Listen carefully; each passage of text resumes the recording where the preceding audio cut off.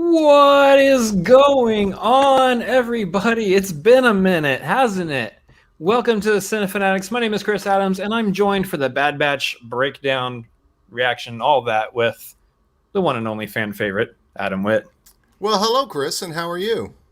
I'm doing very well. We've been getting some good Star Wars lately, so I'm doing great. I know, man. It's very exciting. I'm glad you are doing this because it gives me a reason to really celebrate rather than just watch these episodes and toss them aside, but to like watch them, really get into every moment of it. And say, ooh, I can't wait to talk about that. Ooh, I can't wait to talk about that. So, Oh yeah. it really adds a whole extra level of just loving Star Wars when we know we're going to be talking about it and getting excited about it.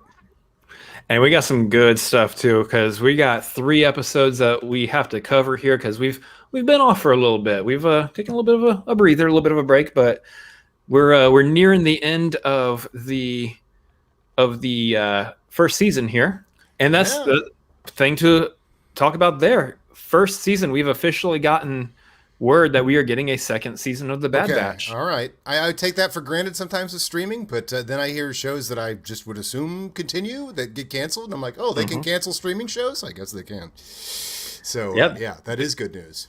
They did not wait for the finale to completely be done before they said, "Yep, we're going for season 2 of Bad Batch, guys. Strap in." Oh, So excellent. that means we're probably going to get a solid cliffhanger in the next episode. But yeah, I'm super pumped here. Again, we got 3 episodes to cover here. So, anything you want to mention before we dive into it? Let's see. This episode is called Infested. No, let's just walk through the synopsis of this here. Let's do it. So the troops, the Bad Batch gets back. And by the way, I just want to say, because it happens over and over in these shows, I could watch that ship. I forget what their ship's called. I always want to call it by name. But I could watch their ship exit hyperspace and then float down to the planet's surface over and over and over. And I could watch that little shuttle turn as it lowers down into a thing. I mean, just all the like super Star Warsy stuff. I like those things like that, and watching the surface of a new planet. I could just watch that over and over and over. It's like I wonder if they've got like engineers who actually like sat down and like said, okay, well, if this were to actually exist, we know that this is not physically possible in our world, but if it were to actually exist, this is how it would function and work. And there's like an actual science to Star Wars now.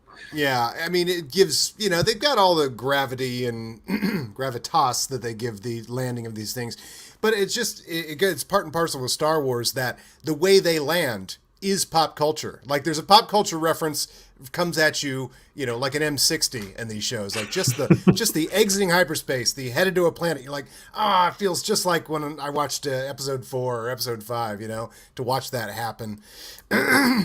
So, that's very fun. So they get back to Sid's cantina, and it has been taken over by someone else. And this guy may be from a previous show that I've never seen. I'm spotty in some of my Clone Wars, but do you know if Roland, the guy with the 2 horns, was he from anything else, or is he just the species I recognize? There's a chance. So they talk about him being the son of Issa Durand and being a part of the Durand crime syndicate. I cannot remember. It's been a minute since I've watched through Clone Wars now. I cannot remember if Issa Durand was a part of that at any point. I think she was the mother of Roland. So I don't remember if there was like a plot line or storyline at one point involving her, but they did mention him as part of the Durand family crime syndicate. So there's definitely other stories in Star Wars somewhere that could exist with this group of people. Yeah, I mean, either way, I mean, it's just like, it's much like when you're watching episode 4 for the first time. It's like you don't know the name of anything in that cantina, but they all got a story. So it's even if we don't know this guy, it's just classic Star Wars that it's this guy belongs to a whole different gang. It's like Jabba. Yeah. We didn't know anything about the Hutts. We just knew Han Solo owed money to Jabba the Hutt, whatever a Hutt is, at that point in Star Wars. So that's and then we got the Clone Wars movie, and we saw like all the Hutts and whatnot.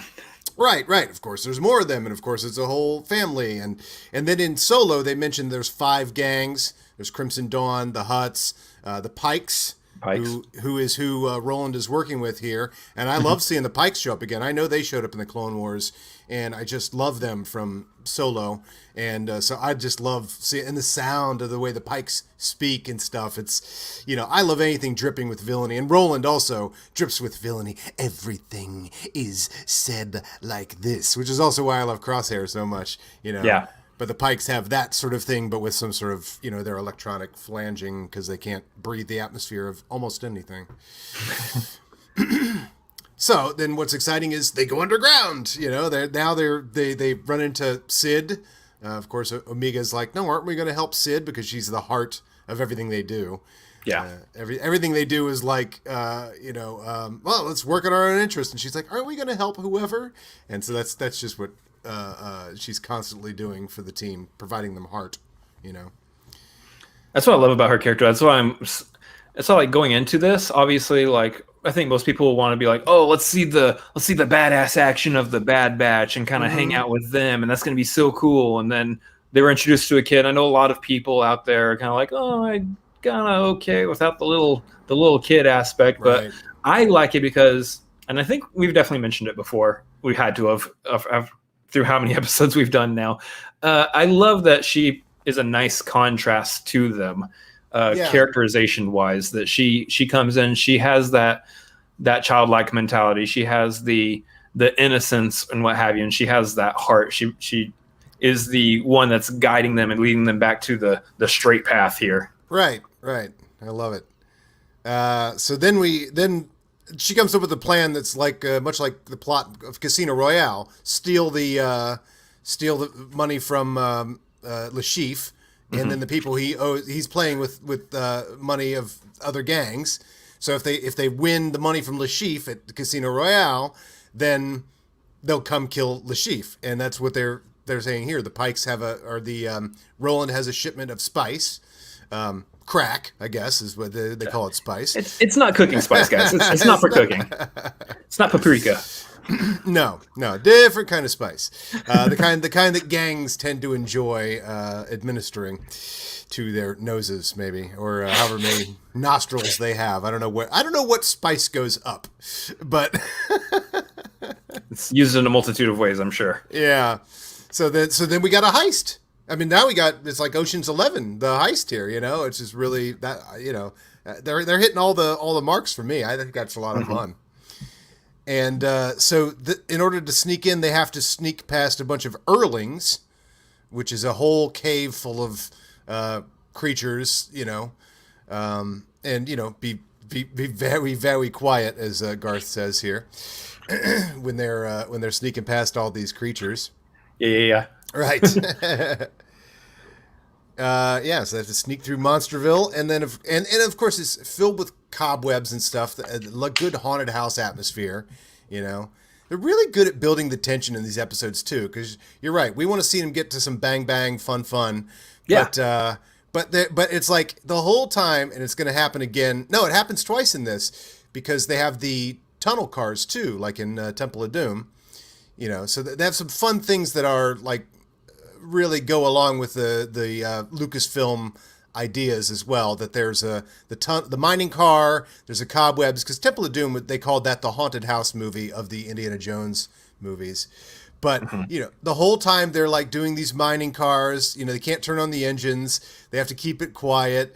And they're doing the old Bugs Bunny Roadrunner thing, the little pumping cart type thing to move them along.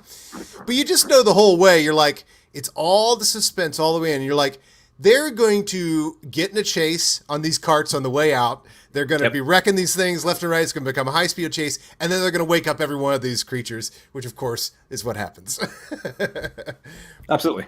But the way they play that with all the suspense leading up to it, and then just, it's the coiled spring, and then it just, goes to total fun, action, exciting chaos, I mean, it's always one of those like best laid plans always go awry kind of a situation where, they got to go in, they got to get the spice, they got to do their thing. And then, of course, something's going to go wrong because you got to have that tension. You got to have that build up. And it's the journey in the episode is always, how do they get out of the situation that they unfortunately find themselves in? Yeah.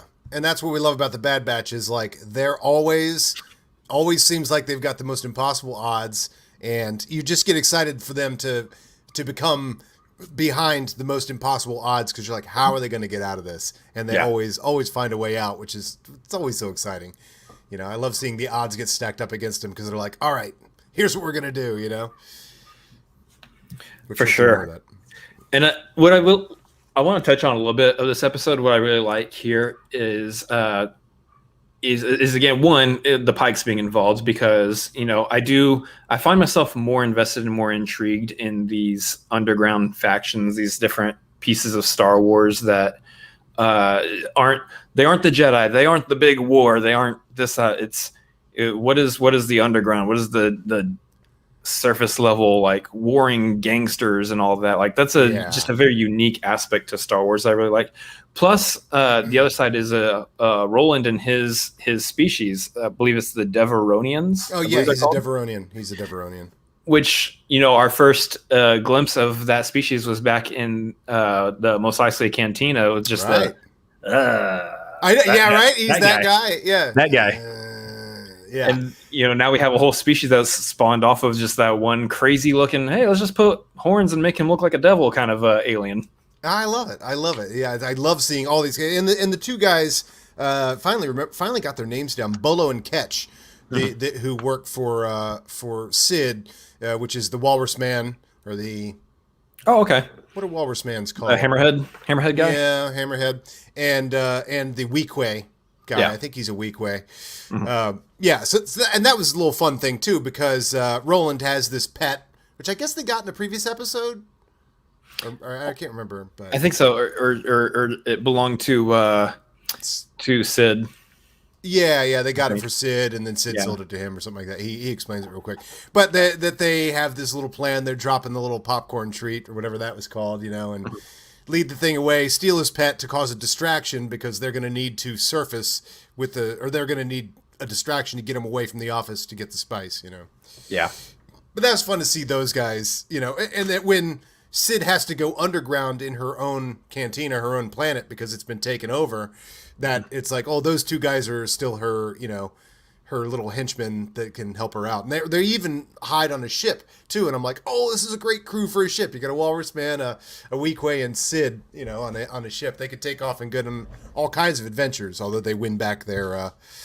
not Walrus Man. Hammerhead. Sorry, I kept saying Walrus Man. Garth Garth is furiously correcting me. It's not a match. I don't have to be accurate right now. Walrus Man was Ponda Baba, an Aqualish. Well, then what was the species of Hammerhead there, Garth? Because I can't think of that, and I can't think of that. It's a 5-pointer. It's a 5-pointer. So anyway, they make their way. They steal the thing, and then things start to fall apart. He discovers the plot to steal his pet, and then he realizes what's going on, and then you end up with the classic sort of mob thing. Is like everybody gets busted. They're all got a gun on them. He's like, I'm going to take your little Omega prisoners, so you have to go down to the bottom of this haunted house full of crazy ass creatures and get all 6 of those carts up here and give me my spice back. You know? Yeah. And it's real mob stuff, you know. I mean, I like that the Pikes are like, no, we're not asking. I'm taking this little girl, and if you don't get them back, I'm going to kill her, and that's it. Yeah. like they had that sort of like moment where like it's like, this isn't a negotiation. I'm a terrible mobster. I'm going to kill this kid if you don't give me my drugs. Like wow, we're in real Goodfellas territory here. Right. So what I think is interesting about this is that we've seen this with the Pikes already too. Nearly the same exact story involving the Pikes, sort of to a degree. The Martez sisters back at the end of Clone Wars, they also had a run-in with the Pikes and with the spice and all of that, and they had a trouble of dropping spice and then having to now the Pikes are like, where's our spice? You didn't bring it. You're in trouble. And kind of that whole situation. And they had Ahsoka involved in that as well, which was really cool. But it's kind of interesting that the Pikes are constantly like, people are trying to constantly screw them over. And they're like, no, you bring us the thing or we're getting rid of you. And it's all a reference to Han Solo. The very first thing we ever heard was that Jabba the Hutt, whatever a Hutt was at that time, wants him because he dumped spice, whatever spice is. You know, like you're in episode 4, you're like, I don't know any of that sort of stuff. Mm-hmm. But it's like all a great reference to exactly what was on Han Solo's head, you know, the price that was on his head when we caught up with him in episode 4. Oh, there you go. So that's kind of fun. Moma Nadan. Ithorian. Yeah, Moma Nadan. Now, I don't know if this is Moma Nadan. This is Anathorian, though, because Moma Nadan. But, of course, they go from cantina to cantina. You know, you see that with Dr. Ravazan. He shows up in Rogue One because he just loves himself a dirty Star Wars street to hang out in, you know? I think Moma Nadan was the one from the Mos Eisley Cantina also that made that brief appearance. Yeah, that's you know, that's funny. That thing never had a name. That was Hammerhead my entire youth with my action figures. And but my grandma, I don't know, what was your grandma? We all have nicknames for our grandma. Mine was Mumaw. Momaw was my. I'm boring. I just stuck with grandma. Stuck with grandma. Yeah, but some people have a mamaw and papaw and that sort of stuff. So mine was a mumaw, and then that's who got me all my Star Wars action figures as a kid too. So when they came to nailing their character, I was like, oh my god, it's named after my grandma, unaware, and who got me all my Star Wars toys. So that was fun. Hey, grandma, you're a hammerhead. Well, yeah, it's not the greatest compliment, but just the idea that you know, that the name would be in there. Exactly. So yeah, this is more of a one-off episode, a nice, fun little adventure. I mean, I just like it because it's got all these fun little in-universe things like the Pikes and Roland, whatever his species was, and you know, that sort of stuff. I think that's kind of fun, and it's all underworld. There's no Imperials in this episode. It's pure underworld, right? Yeah. It shows that there's a lot more that you can do with the Star Wars universe beyond just the Empire's here, oh no, Jedi, and all that kind of stuff. You can actually do some of that grand little stuff. I thought it was an interesting episode. For me it felt like kind of a filler episode. Like they needed to fill one more just to kind of get to that even number. And so like how do we do that? Let's bring in a crime syndicate and just play around with that for a little bit. Yeah. So it wasn't necessarily what I was looking for, especially after we had that setup after the Ryloth adventures with Crosshairs. Like, all right, I'm going to go after them. And then the next episode, we get no Crosshair, and we're like, what's happening with that story? I want that story. Where'd that? So that's kind of where I was at with this episode. It's one episode I was a little down on in the entire season, but it is Sid's first adventure with them, which is nice, fun. After all this time of like, go on this mission, go on that mission, you know, which became the format for a while. It's like, oh, now she's out. There's a power struggle, an underworld power struggle that has nothing to do with the Empire, and now she has to go down in the tunnels with them and, you know, collect everything. So that was kind of, if you're going to wrap up the underworld and the Sid stories, this is a good way to do it, you know. I will note, I did think about this. This is great because it now puts Sid in the position of actually having a personal respect for the batch instead of just sending them on missions. She's now like, okay, you guys actually helped me out in something that you didn't necessarily even have to help me out in. Yeah. So now I think there's an actual like respect that she might have for them. So maybe if she comes back, you know, in season 2, or if she has a role to play in the final episode, we see something there. But yeah, you know, I wonder if she stays on what is this planet? Ord Mantell? Is that the planet she's on? Ord Mantell, yeah. Mm-hmm. I do love that too. Ord Mantell is just a reference dropped in Empire Strikes Back, and we spent this entire season in some form or another on Ord Mantell, which is like, oh wow, I'd never seen the planet before. It's always a famous reference from Empire Strikes Back, and it's like, oh yeah, this is where, you know, a lot of this show has taken place. But what if she's going to stay there?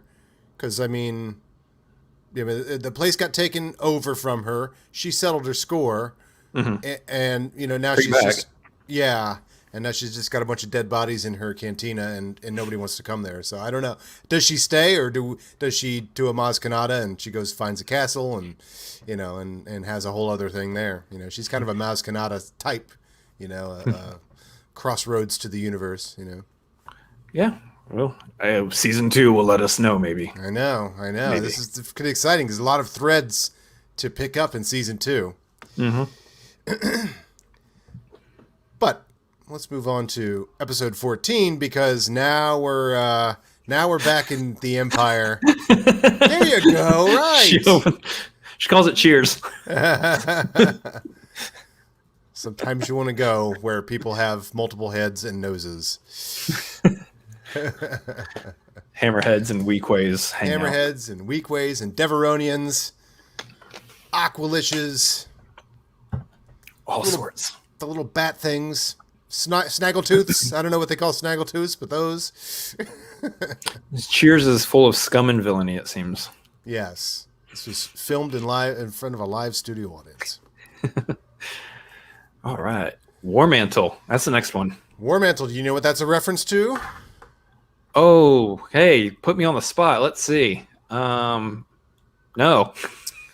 There are a famous Star Wars trivia question that gets asked in Star Wars matches is there are, I believe it's 5 file names that Jyn Erso mentions while looking for Stardust. And you will often get asked a number of those depending upon the point value of the question. And I was in my last match against Zach Burkett with my 5 was name 2 or 3, name 3 and only 3. They said of the files that she comes across, and Warmantle is one of them. So it's I don't know, still don't know what it means. Like the other ones that are mentioned are like Cluster Prism is a a reference to the Death Star gun, all the prisms firing. There's a couple. I'm sitting here like running through my head right now, trying to remember what hers was. Star something. Stardust. Stardust. Oh, okay, it is Stardust. Yeah, okay. It's Stardust, Cluster Prism, Warmantle, Black Saber, or Dark Saber, one or the other. That's an interesting one. Yeah, right. So they're all references. There's Stellar Sphere. That's the Death Star, and a couple others that are fun. But yeah. So Warmantle, which I still don't know what it means, but the episode is titled after that, which I just think is a fun reference to Rogue One. Yeah. And we're back on Camino. Yes, I really enjoyed this episode. If we just start off with that, I really enjoyed this episode. This was the episode I was wanting to get fresh off of Crosshair, kind of going after them. Yeah. Because this is where we see him like on the hunt, essentially. Not only that, but we just get a whole lot of really good story stuff as they're trying to wrap up some loose ends here, both with the Kaminoans and that whole thing with the Empire with them. And then you've got the actual mission that the Bad Batch are on here, and a familiar face that pops up here that I really, really enjoyed seeing. Which familiar face is that? That would be Gregor. Now, Gregor, I should know from the Clone Wars, right? Gregor had a brief little story arc in Clone Wars. It was where the droids went off on a mission with is that Colonel Gascon, I believe. He's a little guy. He's hiding out in the droids, and they got lost and ended up on this like very barren planet, except for like had one little city, and that city had a clone that I think got hit with like some kind of amnesia, did not know who he was, didn't remember that he was a clone, and that was Gregor. Okay. And so he had a whole like story, and then so the reason why Gregor is important, if it were just left up to that story, it seemed like he sacrificed himself basically to get Colonel Gascon and the droids off planet so they could continue their mission and what have you. But he comes back later on in Rebels as one of the 3 clones that we see still kicking it in Rebels. Rex, Gregor, and Wolf. What was his name? My mind's blanking on his name. Yeah. But it's the fact that Gregor still existed and still had a role like within Rebels later on that led me to believe, okay, we need to see him, right? I mean, we know Rex is still out there. We've seen Rex already this season, so Rex is still doing stuff. We got to see the other 2 who are hanging out with Rex in Rebels, and where they play and where they come into play here. Yeah, it's like they've laid so many dominoes on this season that they haven't picked up again, which is so fun. It's like, like in this one, like Rex is like, I'm too busy. You're gonna have to go save Gregor, and you're like, what's Rex doing right now? Like, I kind of want to know, like, what's Rex doing? Yeah. Where's that story? Can I get that story? Is that a comic?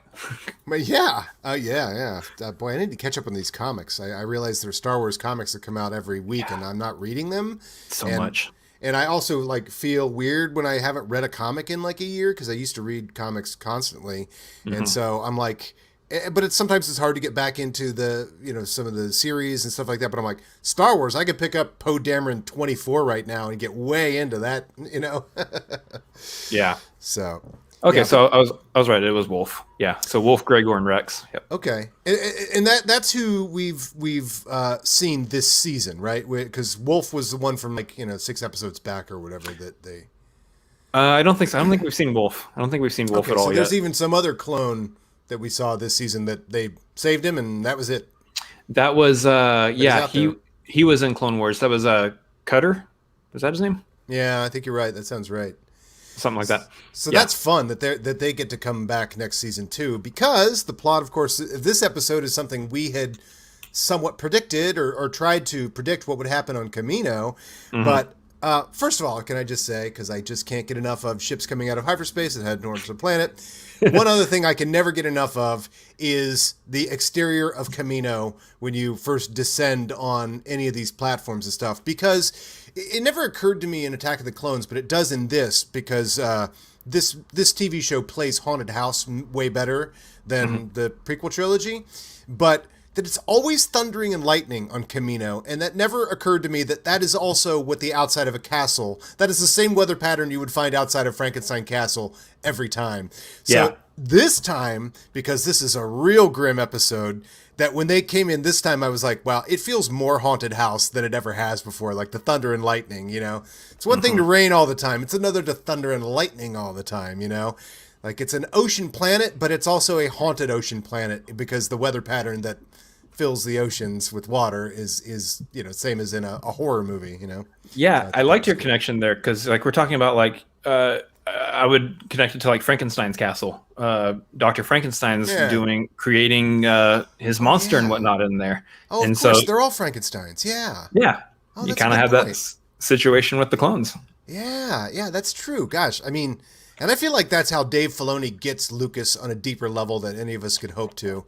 Because that idea, and that it's a Frankenstein world. They're creating Frankenstein, so of course it's thundering and lightning. But I think of the ocean, and I'm like, oh, it's just the weather pattern. But the storm planet would be in a place where they're making Frankensteins, which is so cool. Yeah. So they arrive, and the place is empty. It's being cleared out. All the clones being cleared out. That's.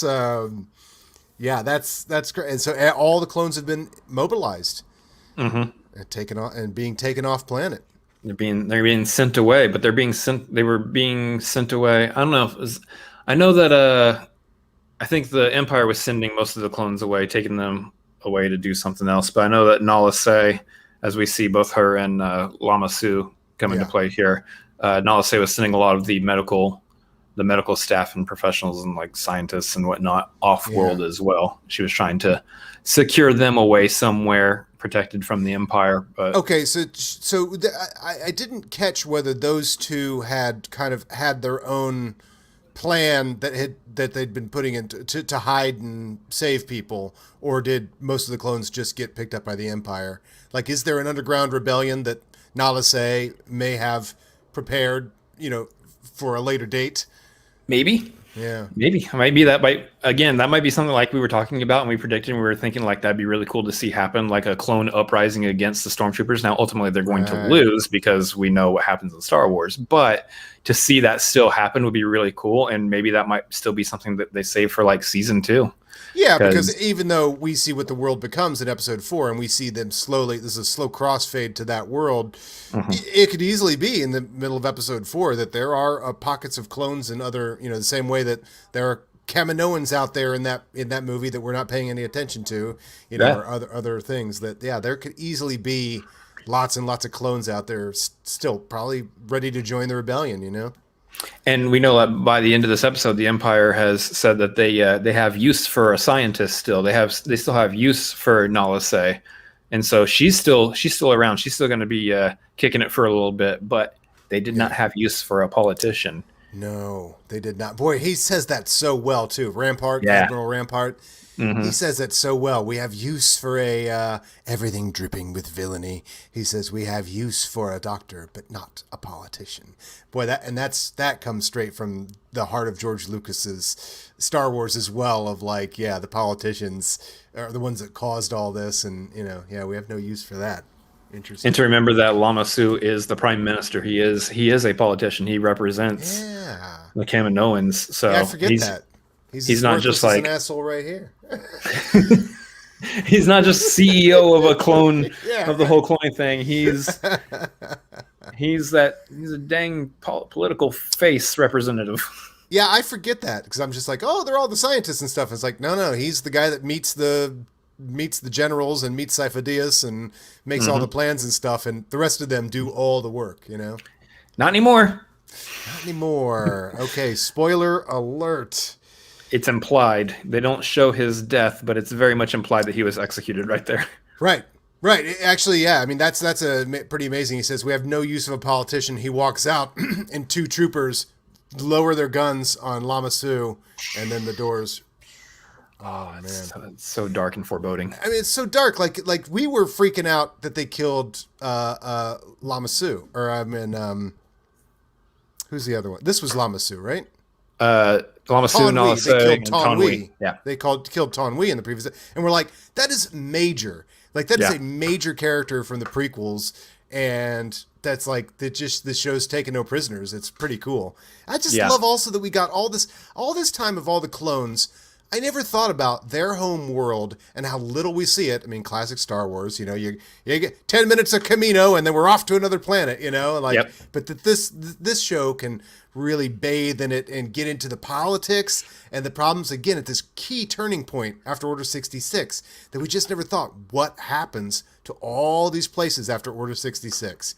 That's fascinating. It's great Star Wars stuff. It's really great because, we get like 10 minutes in Attack of the Clones of Camino, and then obviously in the Clone Wars series, a good chunk of the show, you see take place there because there's a lot of stories of clones that come out of there. But then we get to see the transition time, here in Bad Batch. That's great. Garth brought up a good point. They have use for her to do cloning of Palpatine. Ooh, Garth's onto something there. That's a good call. Damn near guarantee that's 100% correct. Right? Because the first experiments they were doing with these, like that we know that Omega has got some Jedi in her. That they took some, somebody got some of the blood from Grogu or whatever. And what are you going to do with some Grogu blood? You're going to get to the Kaminoans and say, hey, make me one of these. So I think there's a whole bunch of stuff that goes into making Palpatine. That's just so awesome. It's so Star Wars. But it's crazy because, we're talking about still pre-Episode 4, so they want to do some cloning of Palpatine. That might start here, but we're not gonna see it come into effect, obviously, until Force Awakens, 30, 40 some odd years later. Yeah, who knows? I mean, Nala Se is probably long dead at that point, but whatever they start with her is going to be property of the Empire under the knowledge of the Emperor at this time. Who's going to use it to try and create Snokes and, various things. I mean, the cloning thing obviously continues all the way through, which is real fun. The fact that people are like, the Clone Wars is my least favorite movie. And I'm like, it might be the most the cloning thing is all throughout Star Wars now, so it's kind of cool that Episode 2 has this exalted place now because cloning in these shows and later in the sequel trilogy, it's like, the cloning thing is still going strong. Somebody's behind that, and it ain't Tarkin,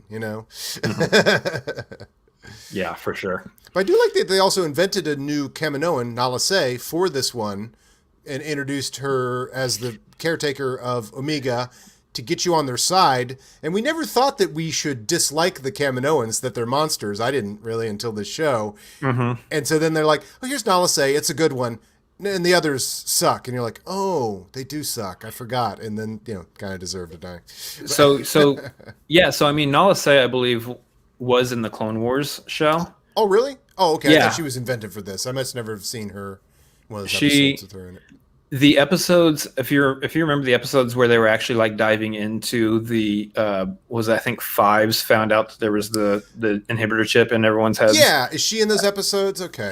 I think she was like the main. She was like the main Kaminoan, like kind of working with. She was the shady one working with the upper Republic people who were shady and talking about. I think even Sidious was like coming into place. I don't. Yeah. It's been a while, but no, but I know what you're talking about because I did a rewatch to write an article for somebody. About the history of the Bad Batch prior to this. So mostly Tech really is the Bad Batch prior to this, you know, and Tech was trained alongside Fives and they were in a group together and everything. Interesting. Yeah. They've all these Kaminoans have had their moments of shadiness. I think Nala says the one this time though. We're more on her side this time, I guess. Yeah, because they villainized the other ones and Alamasu and Tonwi. And that was cool because I never had any opinion on those two. I'm like, these the envoys to Kamino, but the idea that this is a Frankenstein planet full of monster creators, that like I just like never realized that like, oh yeah, of course Dr. Frankenstein should die after he created Frankenstein and wrought that upon the earth and thought he could play God, basically to go back to that old trope. People don't play God and survive. That's not how that works. Never in literature, right? It's never ever occur. And no matter how like decent it seems or whatever, it's like, oh, Tonwi's just the one that says, Boba, alert your father or whatever. Nothing too complex or whatever. Boba. Is your father home? Is your father home? Dad, Tonwi's here. That was a Star Wars trivia question that I often got wrong. Was what was Boba Fett's first line? And it was Dad Tonwi's here, but it's not. It's yep. Yep. Dad Tonwi's here. Dad Tonwi's here. Oh my god! I want to go watch Attack of the Clones right now. Every time we see one of these Kamino ones, I think I might go to bed to watching Attack of the Clones tonight. Just a man trying to make his way through the galaxy. Oh god, I love those movies. I love Star Wars. Don't you love Star Wars? Say it with me. I love Star Wars. I love Star Wars. So stop making me say it now. So now, right. So now we get to my favorite character, Crosshair, and he is the best of the best. He's such a Boba Fett. This is the reason I always love Boba Fett. He's the best, and the reason I love the Bad Batch is he's the best of the best. And of the Bad Batch, he's even better than the rest of them. Like he's the one you really don't want to go up against. He really seems in control all the time, and he just sets a trap and lays it. He brings Omega in and pings her position, and he knows the ships, they're going to find it, they're going to come down, and they're going to come right into the trap, right? Is that this episode? Yeah, I think so. I think because they go down to Darrow. Yeah, Darrow. Once again, exiting hyperspace, headed down to a planet. I mean, I could watch it over and over, but this is cool because they have an Imperial base on Darrow, and once they go inside, it's pure Death Star hallways. There they are. Look at this. Death Star hallways. Oh, how I'd miss Death Star hallways. Oh. And Crosshair's the Winter Soldier, a friend who is on the opposite side of their interests. Right. Yeah, good analogy. Yeah. So and this base just looks awesome. They crest a hill. They're like, oh, it's coming from. Or, no, they're below the mountain. They're like, we're getting a signal here. Oh, and Hunter gets to do his sniff in the ground thing. Should have landed here. I love that stuff. But they're like, we're getting some signal, some huge energy signature. So they crest the hill, and it's just like Imperial base heaven. Like they are just dug in, like 60 stories below the planet. It's just amazing looking. For me, it's like if you take Utapau and you just slap some Imperial metal all over it. Right. It's a little like Starkiller base too, because most of that was receded into the ground too. And if instead of using the big grandiose shots, they'd just shown you walking up to that sort of outer perimeter of Starkiller base, that's what you'd look down and just see nothing but Imperial architecture. It's very, very cool. I love me some Death Star hallways. But what I like about it too is that it from a narrative standpoint gives them a very interesting situation where there's only one way in and out, and that's up. You don't get out of here unless you go up, and you're like seen by everybody. And it's kind of like what was it in Dark Knight Rises, the pit that Bruce Wayne has to climb out of, kind of a situation. It's insurmountable odds. You have to climb in order to get out of here, and we're risking it all by going in to try to save Gregor, but how do we get back out, kind of a thing. Yeah, because, and again, just like Dave Filoni just speaks fluent George Lucas, that there's more to the Death Star than just being a big globe that's going to kill things or whatever. That, like, this sort of, like when Obi-Wan is turning off the tractor beam in episode 4, he looks straight down, and it's like, 80 stories straight down if you slip off of this thing or whatever. Like, that sort of peril is all over this, that you are headed into the belly of the beast, and there's no way out but up, and up is 60 miles of bad road. Yeah, that's good Star Wars stuff right there. And it puts us in the same situation with the Bad Batch, where we've been talking about over and over again. They're the A-Team. How do they figure out a way out of this? How are they going to get out of this one? Right? Yeah. How are they going to get out of this one? Tunnels and vents, it turns out. Tunnels and vents. I love that. Every time they have to get out of a place, they're like, tunnels and vents, tunnels and vents. Tunnels and vents. But what is it that they discover when they arrive on this? What exciting development do they discover that I don't know if we saw coming this season when they arrive on Darrow, in the Imperial base on Darrow? Oh, what was it? Which is obviously where they're taking the clones, or some of them at least, because that's where they've taken Hunter. Or no, wait. That's where they've taken... It's Gregor was there. Yeah, Gregor, and that's where they've taken Omega. So that's what they're looking for. But what they discover there are a new type of stormtrooper, and don't we just love a brand new stormtrooper? Always love a brand new stormtrooper.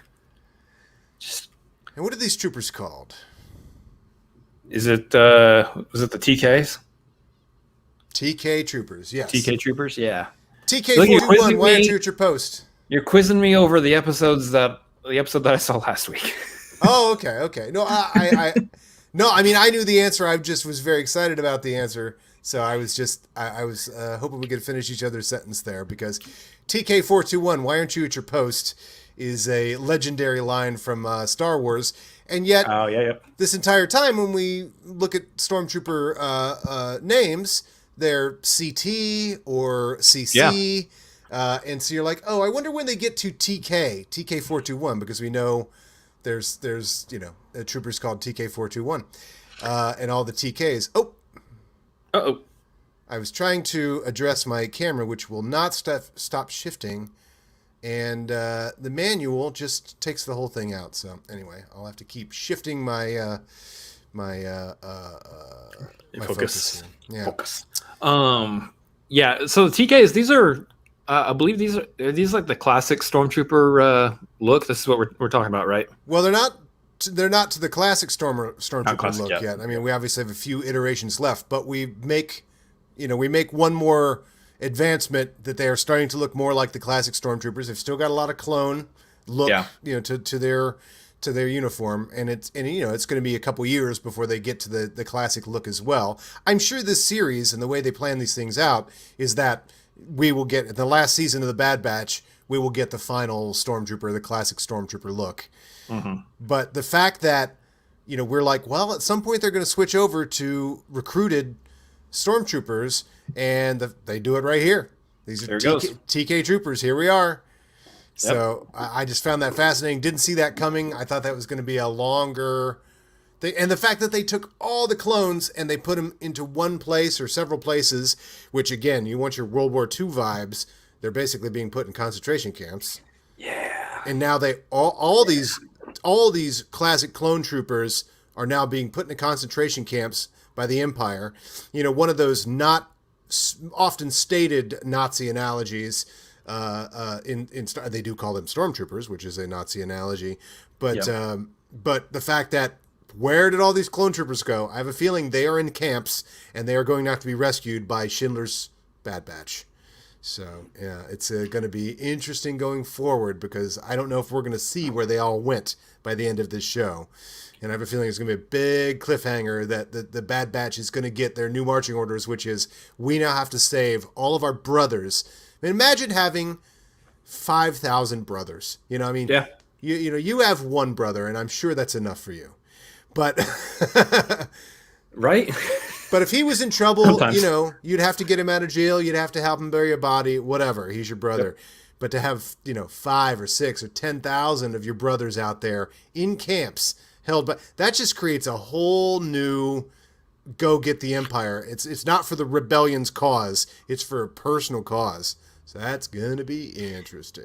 Well, that's the thing too, is, obviously there's not a whole lot of clone play that happens in Rebels outside of the 3 that I mentioned, but as we've been talking about here about like a clone uprising, are there still clones out there who are at this point, put off somewhere who are going to uprise?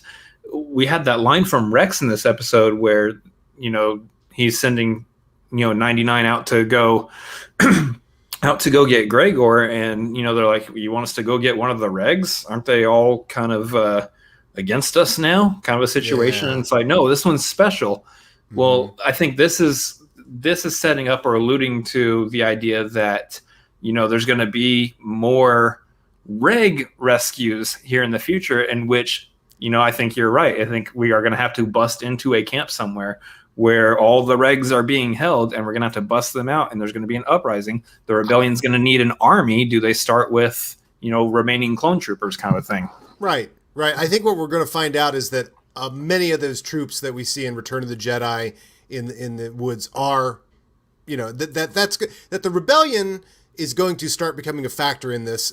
Again, slowly. It's referenced in one episode this season, I think, as far as I can tell. The very sparks of the rebellion. Next season, we're going to have a little more of that, but we obviously have all these other threads to deal with. So I think that as this nears season 6, we're going to get more and more of that. It's going to slowly become the rebellion. These guys are going to form an army that the rebellion can use at their darkest hour, long before episode 4. There's going to be a darkest hour for the early rebellion. And I think there's going to be a way to order 99. I think it's, you turn his 6s upside down. I think the Order 99 is going to turn the remaining troops on the side of the rebellion at a key moment. I think we're talking 4 seasons from now. But, they play a long game so good in these that, like I said, they're not, these aren't the traditional Stormtrooper outfits yet. They know they're playing a long game, that they'll get there. And especially because we're talking about, like, I believe, if I recall correctly, in Rebels, the rebellion was already going. It was just a matter of watching our particular group that we were following in Rebels kind of join the rebellion. Right, but the rebellion was already started. So I think we definitely see some interesting aspects to the rebellion being formed here that we, later on see a little bit come into play in Solo with, like, Infest Nest and them. Right, and then you see in Rogue One, and you see in Rebels and all that. Because the terminology that's thrown out in Star Wars is just, it can remain lost on you for decades, it turns out. Because the idea of a rebel alliance, we're always just called the Rebel Alliance, and I'm like, oh, it's the Rebel Alliance. Da, da, da. And then you go, oh, they are allied. At one point, they were separate rebellions. They would be Infest Nest. They would be, whoever they helped early on in this, the mother and father who were, key to starting the rebellion. Like, oh, they're going to be different factions. And I don't know how much that's going to come to play. Probably a lot eventually. In Saw Gerrera's group. Saw Gerrera, the partisans. Right. So it's like you realize, like, how awesome Princess Leia is even more, because you're like, who can bring all of these various interests? I mean, even, like, what was left of the Senate is out there somewhere. What was left of, where are the Nabooians at this point? Like, they're out there somewhere, and you guarantee they didn't join the Empire. You guarantee they formed an underground. That's a pretty elite society that knows what they're doing. Are we the baddies? Garth, that's so hilarious. I just literally showed Mara Kanopik that sketch this last weekend. Are we the bad guys? Are we the baddies? If anybody hasn't looked up Mitchell and Webb baddies on YouTube, please do, because it's just it's very, very funny. But that's so funny that you referenced that, Garth. Yeah. Are we the baddies? We've got skulls on our caps.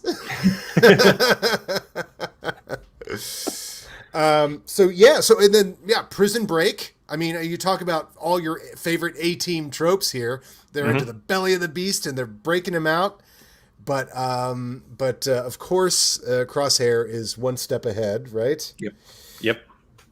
Oh, but what's fun here is then we get and I forgot to mention this in early on in this episode, but also at this point, there are the actual John Williams music cues are few and far between in these episodes so far. They're mostly Kevin Kiner's own invention. And unlike Rebels, which leaned on a lot of John Williams, which was thrilling, actually, because I like the fake John Williams that Kevin Kiner does.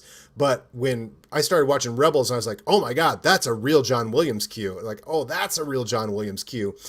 The great thing is there are two John Williams cues in this episode, and I believe they're both in this episode, and they are unrepeated John Williams cues. So there are John Williams cues you'll hear come up in Rogue One. You go, oh, I recognize that.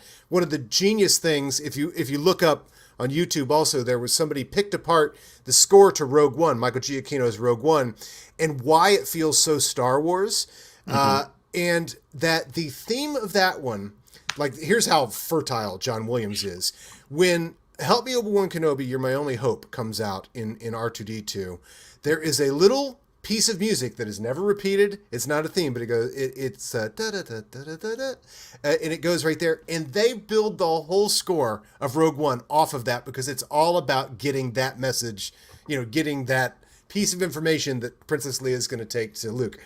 Well, interesting. The two unused that I've never heard repeated in any media is the Camino theme. When they land on Camino, and you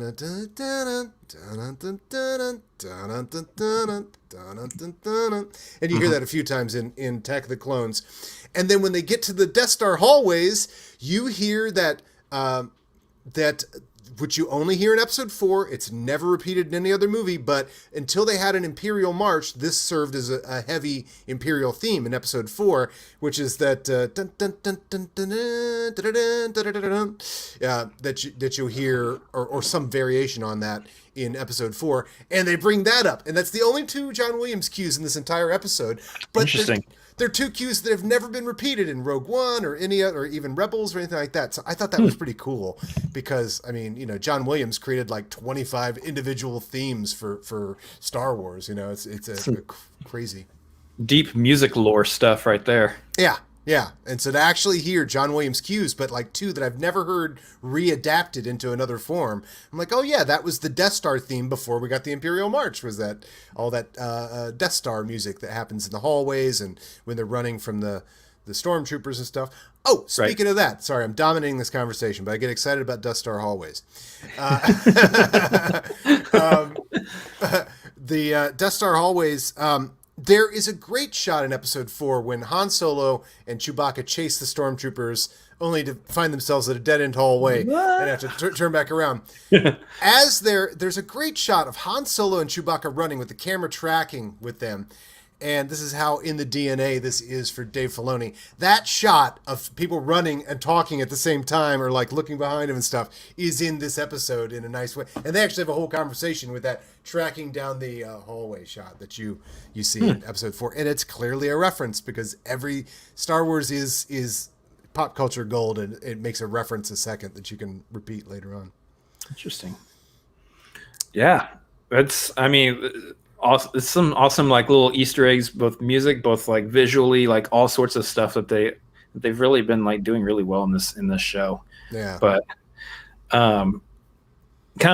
I feel like kind of like wrapping up this episode because I do want to dive into the first part of the finale for sure. Okay, well the last thing to mention on this one is that we get dogfights. We get TIE fighter dogfights, but they're the scimitar shaped TIE fighters. We haven't gotten to TIE fighter yet because we've got 10 years or whatever to get there.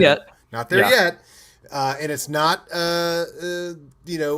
Darth Maul's sort of scimitar-shaped one, but it's got a little more squat and stuff. But we get a battle. We get all this air battle around, where they're trying to get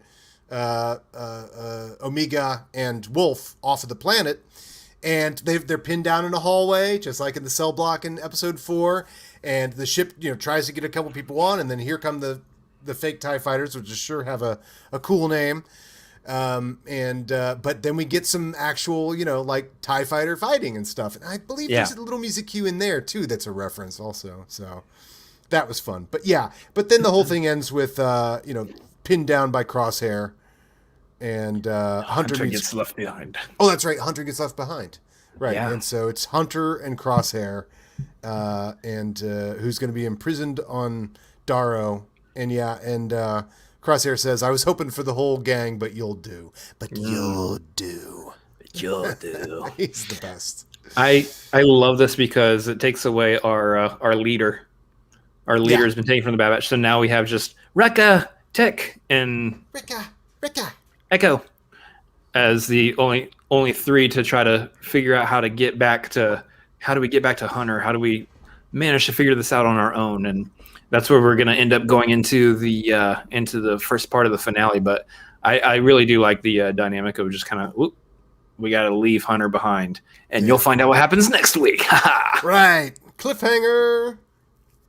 Although that's not part 1 of 3, that was the ending to that one. But now we head into part 1 of 2, because boy does this have a cliffhanger, eh? It's got a cliffhanger, eh? Cliffhanger! Come back! No, cliffhanger! Return to Camino. Here we go. And if that tells you what's happening this episode, everyone's returning to Camino. Right. Oh, this is the one I have it written down here. This is where the Camino cue comes from Williams. I thought it was in 2 different episodes. So the last one had the hallway score from episode 4, and this one has the Camino music from episode 2. But right. This was a really good episode. This is like, I just remember posting on Twitter by the end of this episode, I was like, whoa, they're really doing that. Yeah. All right. Okay. I'm in it. Finale part 1. So they land on the haunted planet once again. And and it's once again, coming out of orbit, but in orbit above the planet are 3 cruisers, 3 Star Destroyers, and I just love that look, the occupied planet look. To see Camino now with some advanced Star Destroyers. These look different than the previous ones. They've progressed the design once again. Yeah. So that's kind of cool to see them progress. The TK troopers progress. And I like that they're coming to Camino also based on the fact that, Crosshair is trying to set up a trap for them, essentially. Like, they're gonna. He brings in Hunter, and Rampart's like, "Where's the rest of the batch?" He's like, "They're coming. I know they're coming." I said that for the last episode, but that actually takes place here, right? Where he pings the thing.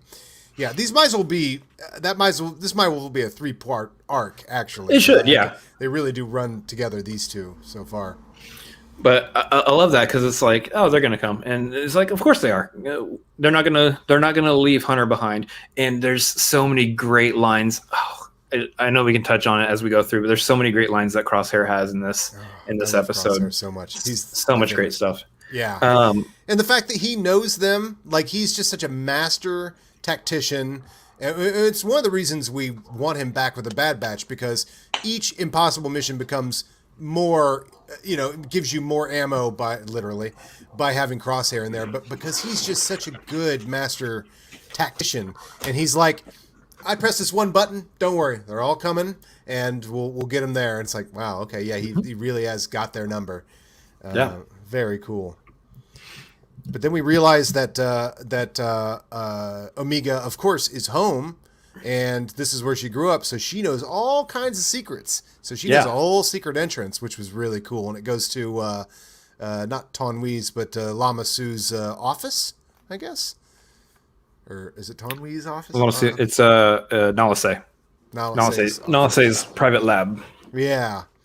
Oh, yeah. And that was cool, too, that we get a little origin, finally get a little more origin, that these are just such well-rounded episodes and season, that she's like, here's where I was born. And you're like, oh, and here's where you were born, too. It's like, yeah, just realizing their origin. and that the mutations that happened within them were not accidents. They were intentional. I think that's what's just interesting there. Yeah, I forgot that hadn't really been confirmed in a way too. That's like, that's cool. They were experimental. That's what they say. They were experimental Clone Force Unit 99. So yeah, that was intentional for them to have these kind of differences. Right. And by the way, also speaking of Star Wars references, the big map room where Tarkin oversaw the destruction of Alderaan with, people in parapets and maps all over the place. When they bring Hunter into the room where they're going to wait for the Bad Batch, it's one of those rooms, but on Kamino, this whole, map room with like soldiers and stuff. And I was like, oh, this just feels like home in Star Wars, like having the fact that one of those type of rooms, a map room, a strategy room like that, would be a part of Star Wars lore as well. Because I'm like, oh yeah, that's where we watched Alderaan. That's where we watched them trying to destroy Yavin. Is one of these rooms you walk in and it's a floor to ceiling, grid map of everything. And so when they walked Hunter in there, I'm like, oh man, this Star Wars knows how to Star Wars, doesn't it? That's what I love about the Star Wars now. It's so there's so much Star Wars. It just can continue just being Star Wars. I don't know what I'm saying. I'm just going with it. No, it's all notes on the keyboard, It's all new symphonies. It's like, well, there's some Underworld. I'm going to play some Underworld, and now I'm going to play some Clones, and now I'm going to play some Empire, and now I'm going to play some Rebellion. It's like, oh, it's the whole keyboard, It's a lot of things were added to the mythology early on that just yield dividends. Yeah. Also, like Garth says here, like even you were talking about before with other sides, it's the nod to the World War II with their table maps planning out and battle tactics and stuff. Yeah, totally. Yeah, exactly. Yeah, the war aspect of Star Wars is healthier and bigger in this than a lot of other shows they do, I think. Yeah. One big thing I just was reminded of it just looking at your TV on the back is they get to Nala Se's private lab and Easy is there. He's our little droid buddy. Yeah, that's right. And that was her friend early on in this show, but I think she's been in Clone Wars too, right? Yeah, he's the droid that was helping out Fives while Fives was going through that, trying to figure out the chip thing. So this is a droid who's been through it for a while. And that's cool. Kind of to see him like taking up residence with the crew now, but at least towards the end of this episode. By the end of this episode, he's kind of going off with them, it looks like. Mm-hmm. I like that. I like to see him be a part of it. So, yeah, I like characters that you forgot are like a part of this world, and you're like, oh, of course, AZ's there. Mm-hmm. Easy, AZI. Yeah, and then what's fun is while the Bad Batch is working on getting to them or working on getting into the trap to spring it on themselves, Hunter and Crosshair get to share some words, which are, it's always a fun moment, and trying to convince Crosshair that what he's doing is wrong, that, that we should be loyal to each other, not the Empire. That's what I've written down. Yeah, and I love Crosshair's like coming back. Was like, I knew your crew would come after you because, they don't leave their own behind all the time, or however the phrase was, at least not that often. Yeah, that he twisted this whole thing around too in his head as being that the whole time we're like, oh, he's working under Order 66. Of course he wants to go kill them. And to have that turned around to this one and go, no, you guys left me behind, so screw you guys. Like I was like, oh wow, that's actually a much more visceral. It's got nothing to do with allegiances. It's like, no, there's loyalty and there's friendship, and you guys blew that. Like that's the most important thing for the team, and that he follows that and can throw that back in Hunter's face. It's like, oh wow, yeah. Because do we need to go back and watch the first episode? Wasn't there a chance where they could have like stunned him before and just taken him with them? I mean, I guess so. Yeah, I completely forgot that would be stuck in his craw. I mean, they were definitely in the we either leave him behind or we die type of mentality. Mm-hmm. But, maybe at some point when they realized he was not quite with them, maybe they could have stunned. I don't know. Well, and then that comes upon a double revelation here, which is that his inhibitor chip has been removed. Yeah. And so that he's been acting on his own this entire time out of loyalty to the cause without he's not Order 60. He's not been acting on Order 66. He's been acting out of anger for his brothers who turned tail on something that he believes in, the orders they're supposed to follow, but also betrayed him.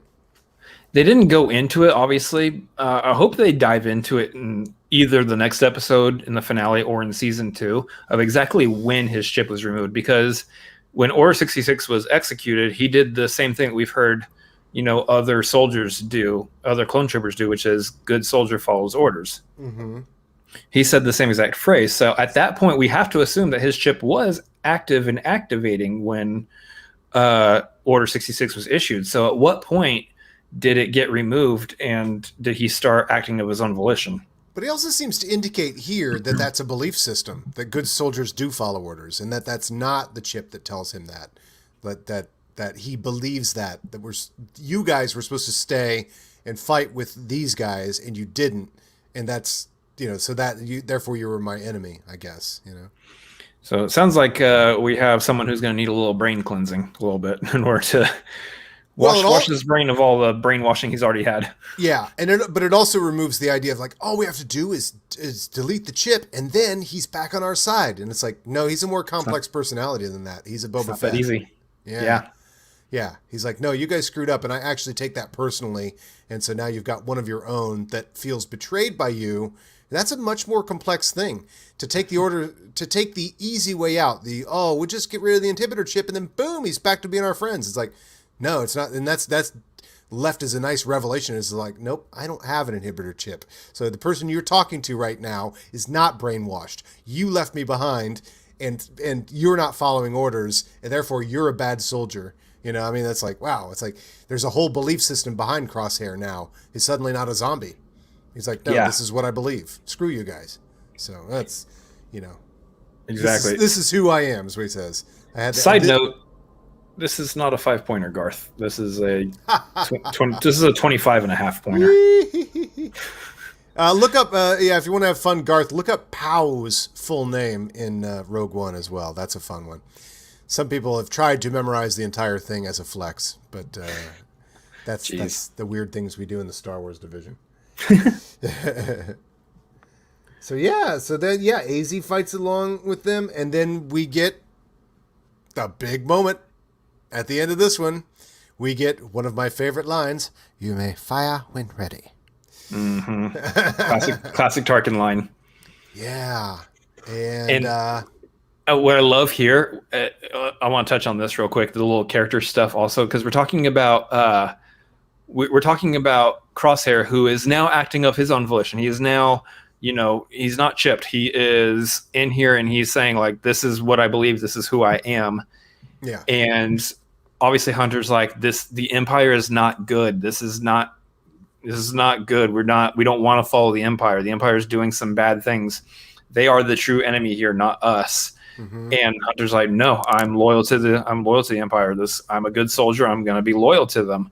And then of course the Empire is just backstabbing Crosshair at this point. They're like, whatever, Crosshair's with them. It's nothing to us. We don't care. We're moving past clones anyway.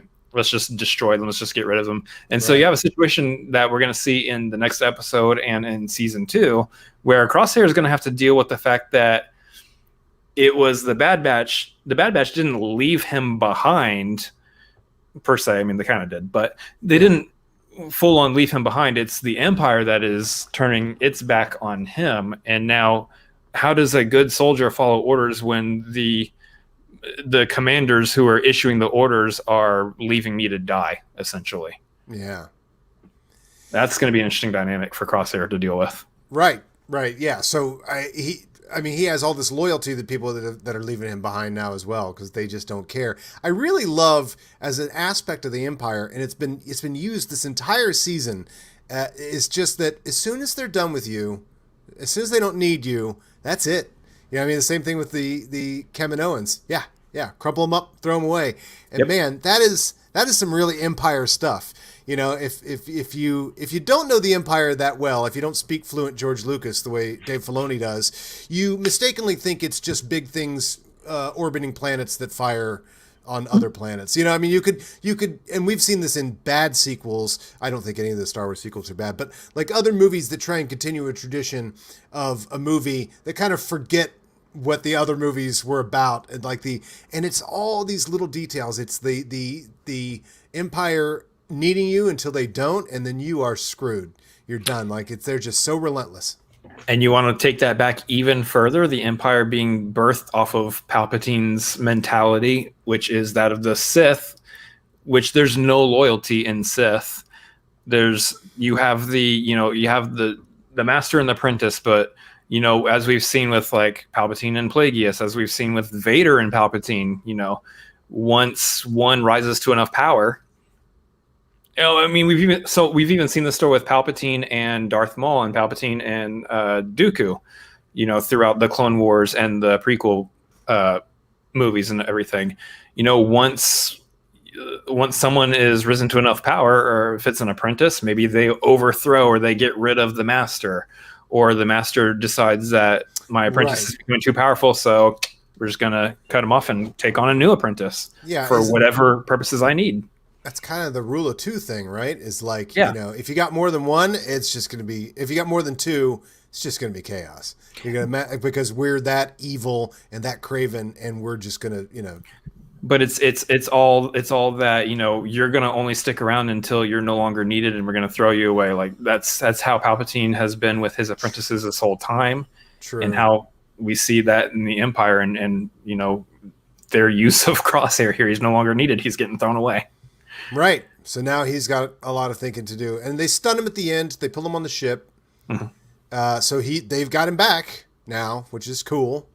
Which is great. And then we get, you may fire when ready. And we get an amazing, you know, in a lesser cartoon, a lesser Star Wars product would not think to do this. We get, so as the three cruisers in space hovering over Tapioca City, as Garth said, we get all these shots of, and they are classic shots that we remember. Locations we remember from episode 2. We get the whole cloning empty. Everything's empty. Here's where they were all having lunch. Here's where they were all training. Empty. You know, here's the medical bay. Empty. Here's the cloning tubes and stuff like that. Empty. And then the ships just start firing and destroying Tapioca City, which we've known since episode 2. We've known since 2002, I think, that this has been a place that we know in the Star Wars universe. And now Lama Su is dead, Tonwi is dead, and the clones are gone, and they've destroyed the home of all the clones. I absolutely loved that sequence where all it did, like, it's a cartoon. Cartoon is not supposed to do something like, you know, in terms of our minds and stuff. Cartoons aren't supposed to do this deep like storytelling where we need to see locations without life. Like, but it's radical. The fact that they still went in there, they still showed us parts of the whole facility that is like you said, it's places that we knew from Attack of the Clones. It's places that we've seen over and over again in Clone Wars, and now we're seeing it nothing. And it's like it's just a heartstring tug. And I was sitting there watching that, and I was like, oh no. I mean, think about it. Like, think about where you went to second grade, right? And think of like the hallways of second grade, and just imagine the 5 shots of your second grade classroom, your second grade lunchroom, your second grade hallway, you know, the first hallway where you got a crush on a girl, the gymnasium, and then watch the whole thing just implode. You know, because it's some great destruction at the end of this too. The way they take the struts out and the whole these beautiful domed cities, and it is so much that we never saw. You're just watching. There's just, you know, there's a dozen or so of these little these little outlying areas, and you're just like, they're all just destroyed. Yeah, really, it's just huge Star Wars moment. I mean, it's a gigantic Star Wars moment. Imagine Tatooine being destroyed by a Death Star. I mean, exactly. It's not as famous as Tatooine. Obviously, it's not as many movies as Tatooine, but it's still got the it's still got that. I mean, it is a very important location in the entire history of Star Wars as we know it. It is responsible for the clones that were responsible as an army for Palpatine rising to the power that he did. And to have basically an entire location that had such a pivotal piece to Star Wars just be completely obliterated. One, it makes once again, we have the Empire making a statement, which we've seen time and time again. And it's like, okay, we get it. These guys are bad. But two, it's just for someone who's been watching Star Wars for forever and has been, keeping up with movies and TV shows and all of that. It's one of those situations where it's like, for anybody else just digging into Star Wars for the first time, this probably means nothing to them. They're like, okay, cool, whatever. Place gets destroyed by the bad guys, got it. But for those of us who have been watching, we are rewarded with the utter sadness of knowing that something that we knew in the prequels. Again, prequels. I grew up with the prequels. I mean, I grew up with the originals also, but I grew up. No, that's what you saw when you were 5 was the prequels, right? A little bit older. But Attack of the Clones, I remember seeing that in the theater. And so like this whole thing came from my childhood to now being as an adult, I'm in my 30s now. I'm sitting there watching it get destroyed. And I'm like, right. Oh, this was something from my childhood that I'm watching get destroyed. Too. Yeah. It's crazy. Yeah. And then you're right. And I didn't even contextualize also just how much time we really had spent there in the Clone Wars cartoons as well. I mean, Clone Wars is all over the place, so I mean, it's probably maybe a dozen episodes or so, but it's still it's home to us too. I mean, it's a major. It really is. I mean, it's again not quite Tatooine, but it's it's like watching Naboo get destroyed. And I almost forgot too. One thing I remembered that I wanted to point out was when they commenced the attack on the city. You see a clone in the Imperial officer outfit. A clone is the one who's doing it. A clone is the one who really turns to Rampart and says, "Are we ready?" He's like, "Yeah, attack." Whoa! And I was like, "Okay, commencing attack." And there's still clones in officer positions. And it was a clone that commenced the attack on his home. Essentially, you didn't see like any kind of emotion or anything on his face. He was being a soldier. He was doing his job, but it's still like it wasn't a recruited soldier that did it. It was a clone that we see essentially commencing the attack on his home, his city. I was like, good catch. Oh no! Oh, the Empire's really bad. And also really bringing around the theme of this season, which is the transition from clones to recruited troops. From the clone troopers to proper stormtroopers, which has been a really interesting part of this transition. But boy, did they slam the door shut on clones. This is how do you slam that shut? All right, let's take all the remaining clones and let's destroy the facility. Oh my God, it is over. The clone era is over. However many are left are however many there are left. And, that's just, that's fascinating. It's really interesting to me, and this is one of the things I wanted to note was that I never thought about Kamino again since since Clone Wars, since its existence and all that. I figured, okay, cool, we carry on into the original trilogy, into the sequel trilogy, and Kamino's out there somewhere. It still exists, but it's just decommissioned. Sure, it's no longer functioning. Whatever, the Empire decommissioned it. Done. I didn't think about the fact that the Empire just went, not only are we going to decommission it, we're just going to get rid of it. We're just going to destroy it. That wasn't a loose plot thread in my head, but I understand now how it could be and how this solves it. Yeah. Yeah, no, this whole thing, this whole transition from clone troops to regular troops is nothing I ever thought of before. And I mean, it's obviously there had to be some change at it. But when The Force Awakens makes a reference to, maybe we should go back to using clone troops or whatever, you're like, oh, okay. I see that at some point that changed, Yeah. But to actually go, let's do an entire cartoon about that change, I mean, somewhat, is fascinating. Because it's that classic Star Wars thing of like, let's reference something and move on. because those movies are such tight, mythology machines. They fire mythology like an M60. And so it's like, oh, there's this place called this, and we're moving on. There's a place called this, and we're moving on. And then, to just have, to really go, what did happen after Order 66, and what did happen in the transition from clones to stormtroopers? It's like, this is like total Star Wars mythology crack, what's going on with this show. Yeah. Also, give me this in at least one episode of Book of Boba Fett. Absolutely. Wow.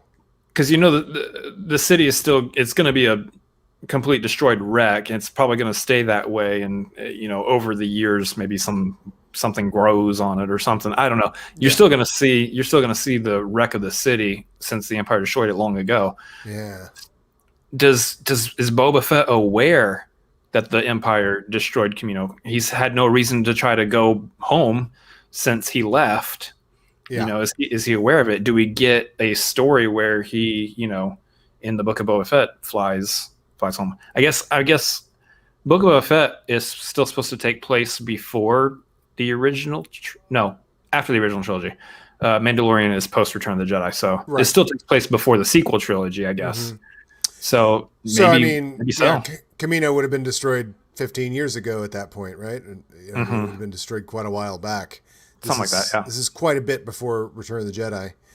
But I, as Garth pointed out in the previous quote as well, that I forgot, it's the birthplace of Boba Fett. He's the most famous character, maybe the third or fourth most famous character in Star Wars, and this is his homeworld. It's like Corellia being destroyed, Yeah. Yeah. So it'd be interesting to see if they touch on that at all in Book of Boba Fett. Like, let's see what does Boba think about Kamino being destroyed. Well, and that's what's interesting about all these Star Wars properties is they could stay completely underworld with the Book of Boba Fett. They could go nothing but, he could team up with Zuckuss, which of course is what I want, or 4LOM, which of course is what I want. But yes, you could go. Would you even hear of Jedi's reference to Book of Boba Fett? We don't know, but it's always a possibility. Clones being referenced is always a possibility. I didn't see any of this happening in this show, which is about clones, so I should have seen it coming. But that's how thick Star Wars is. That's the fun of Star Wars. It's awesome. Does Tamora Morrison play multiple roles in the Book of Boba Fett? Is that a possibility? I mean, we get other clones. Yes. Would he play Rex? A live action Rex? They all need to be played by Tamora Morrison. Is Rex going to exist somewhere? Rex is of proper age that they only need to do probably bare minimum makeup on Tamora Morrison in order to make it work. So right.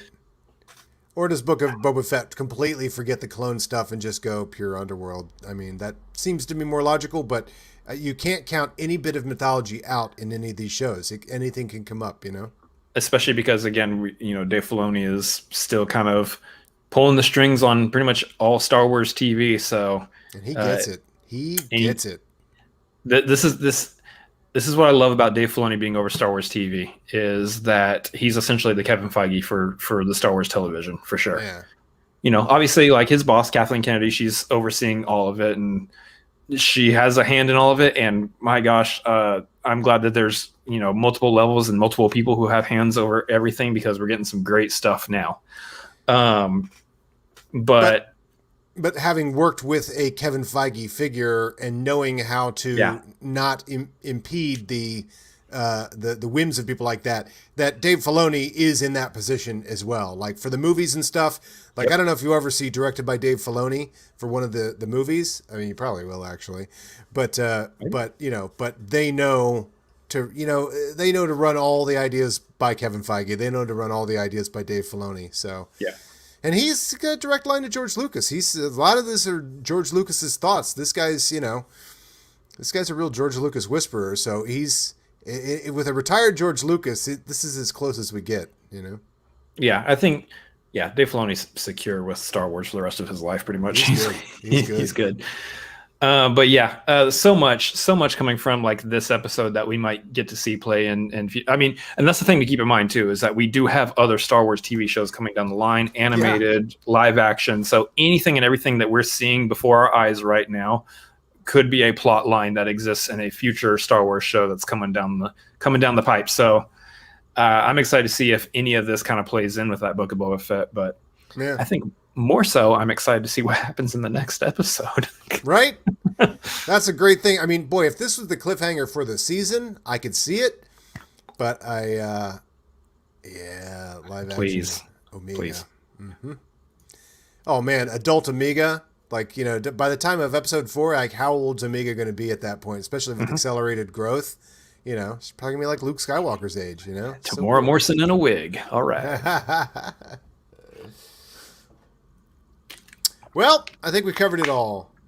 We got it. Guys, first of all, are you not entertained? Are you not entertained? First of all, I want to thank you guys for hanging out. A little bit longer of an episode because we covered 3 in 1. But next, I want to try for next week. We'll probably talk about that just to make sure. But I do want to try for next week to just cover the finale right after the finale happens, probably next Saturday.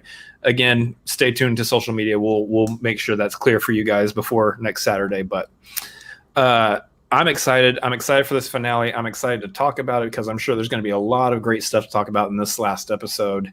And it's just been a blast talking about all this with you here. Yeah. So before we wrap up, before we finish, Adam, you know the drill. Where can all the Jawas and the Ewoks find you? Well, I was somewhat embarrassed. I was recently on one of these reaction shows. I forget which one. And Chris is in the chat and saying nice things. And at the end of it, they say, was there anything you'd like to plug? And I immediately went into the Ford Fiesta and did not mention this show whatsoever, even though I know Chris was in the chat. So that was, I apologize for that. So I'd like to say, I'm on the Cinefanatics doing a reaction to The Bad Batch. I mean, currently, but also next week. But also, if you would like to hear about, if you like Harrison Ford, and I know you do, there is one place to hear 2 nerds talk about their lifelong love of Harrison Ford while watching all the movies you've never seen. You think you've seen a lot of Harrison Ford movies? It turns out we thought we had seen a lot of Harrison Ford movies, but we had not. So we covered the movie Heroes. Who does Heroes star? Fonzie! This week. That actually will finally, we've been a couple of weeks delayed, but the Ford Fiesta is what to search on any of your podcast apps. We're on everything right now. And may soon start doing live shows, I think Paul and I are talking about. So, but get in on the conversation over there at the Ford Fiesta from the Movie Guys. It's a great podcast we put a lot of work into editing the shit out of. And before we get to my stuff, I just wanted to highlight Garth predicts that Crosshair will do a turnaround, go against the Empire, and sacrifice himself to save the Bad Batch. Oh, don't kill Crosshair. Here's the thing. I can see that happening for the practical reason of right now that voice actor is doing how many different... Sure. How many different clones? But there's only one voice that's the best one he does.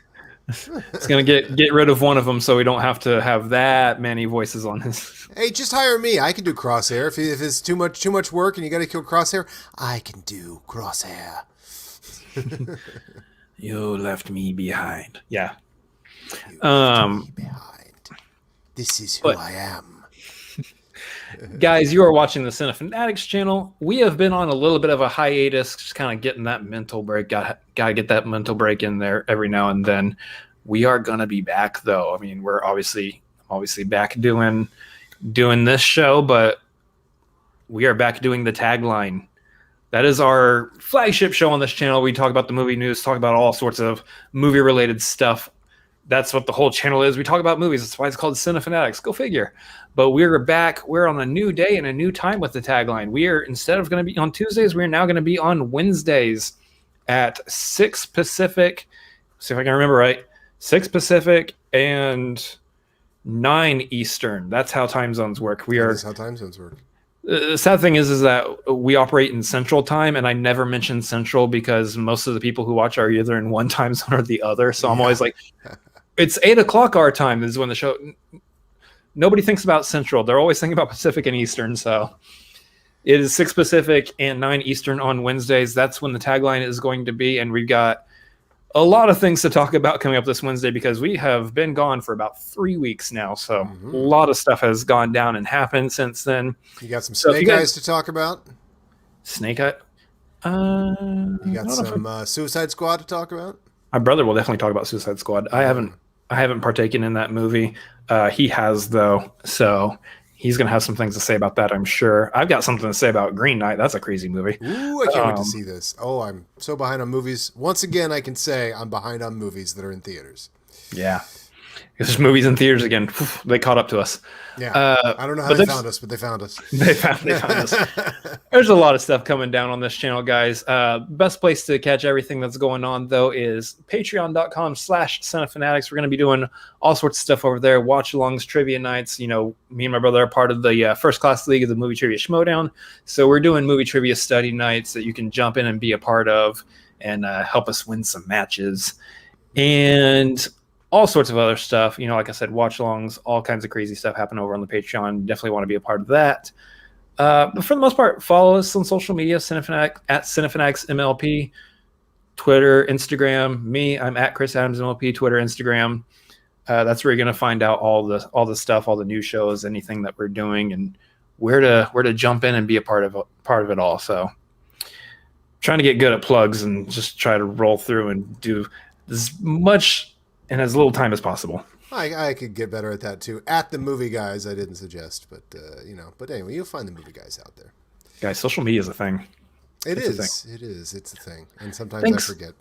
Thanks, Garth. Yeah, I do have a Twitch also. It's actually been taking off lately. A lot of great support over on my Twitch, and I thank everybody for that. But it's twitch.tv/Chris Adams MLP. Branding, it's the same thing everywhere. What do you do on Twitch? Because Paul and I are talking about getting into the whole Twitch game. I've been playing some games on my Nintendo Switch, but I've also been getting into just do nothing streams, you know, where you just sit back, you turn on the camera, and you just hang out with everybody in the chat, and maybe you pull up some videos and watch some videos, and I think yesterday I was on there, I was watching some of my old vlogs that I put up on YouTube, so that's a lot of good fun. Hang out with folks. Yeah, that's the thing too. I think that's why Paul and I said we should just live stream something because I take forever to edit the Ford Fiesta. And it wasn't supposed to be that way. It was supposed to be like, let's record it and crank it right out there.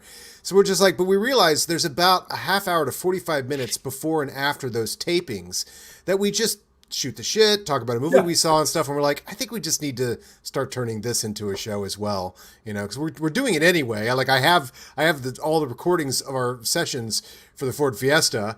It's like, I've got the half hour that we're just shooting the shit before it recorded, so. Yep. Yeah. This is true. I was actually, side note before we end the show, and you can tune into my Twitch for it. I was watching a old vlog I did back in 2017. Good Lord, our skyline in Austin has changed since then immensely. There's like 8 more skyscrapers since 2017. So that's amazing because I was in Austin in '99 for the Big Stinkin' Improv Festival, dude. And Austin was flat. There were no buildings over. I don't know. Maybe there was 110 stories somewhere. 2 tall buildings. Yeah. 2 tall buildings. And it was just flat Austin. It was like, the sun shone over all of it. And then I went back for a film festival in 2004, I believe, 2005, and couldn't believe what had changed in Austin in just 6-7 years or something.